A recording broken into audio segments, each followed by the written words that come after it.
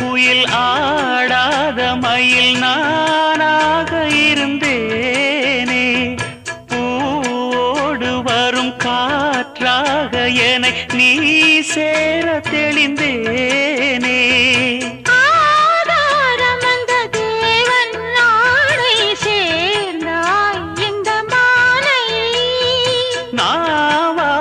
ருசித்தேனே தேனை தேர்ந்தேன் இன்று நானே.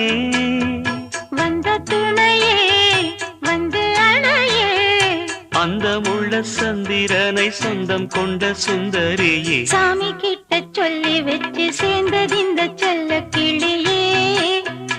இந்த பூமியுள்ள காலம் மட்டும் வாழும் இந்த அன்பு கதையே.